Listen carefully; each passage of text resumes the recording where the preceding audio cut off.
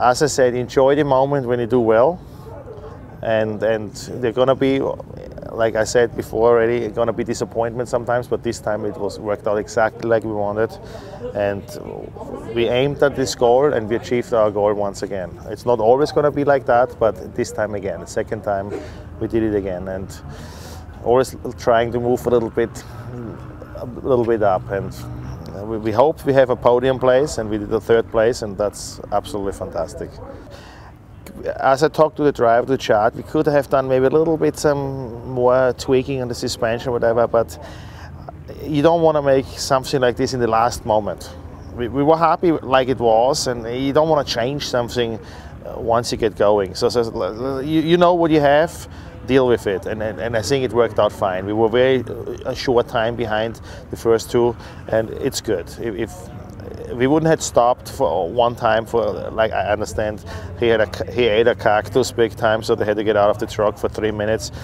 It would have been better, but this is racing, and we had a 22-second pit stop for the fueling, and it worked out absolutely great. I mean, that's a rough course. I mean, I have to say, I was out there, I'm like, holy snaky, it was crazy. So, and Chad did a good job bringing that thing home with no problems. We were a little bit worried once in a while in between, still getting the tranny torque converter a little bit hot, and we said we had to back off a lot sometimes.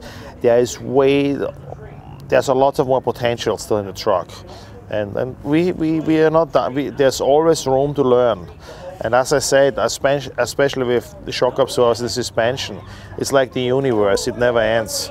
There's always a better way and a different way and another way to do it, and but that's the challenge. That's what we all like, and I'm very proud of the crew and everybody. But it's going to be good.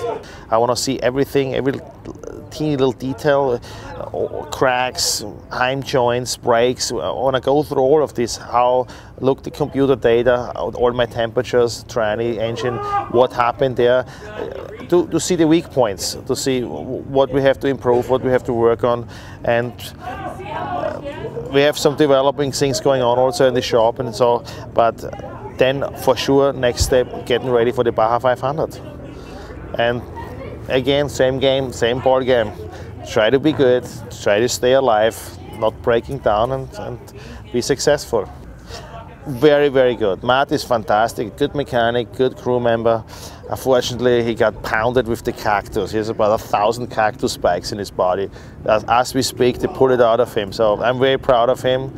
He kept together, and I guess his notes and his commands, his response on the radios and everything, they did very, very well. Very great. He's going to stay in it. He's going to do the Baja 500 too, so very good job. I always see it this way. If we wouldn't have been crashed in at the beginning, we would have probably in the 1000 finished on the first 5. But I kind of like the way the result was in the Baja 1000, because if we would have done too good at our very, very first race, we wouldn't learn anything.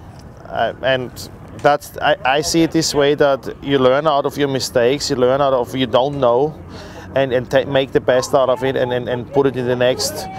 Don't see it as a negative thing, and just learn out of it. And that's how I see that. And I was very happy with the Baja 1000 finish number 11 for a first race, doing, I think it was 1,260 miles. It was one of the longest races all the way to Cabo San Lucas. Hey, it's not a bad achievement. We put a race shop together in 3 months. We didn't have anything. I didn't have a pencil in the shop, so we put a race shop together, get ready, chase vehicles, trophy truck, everything, show up at the race and finish.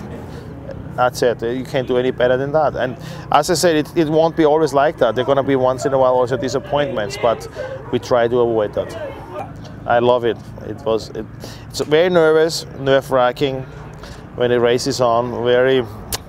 You always worry. I had my calculator out about the fuel. I can do this many miles per gallon, and it was calculated.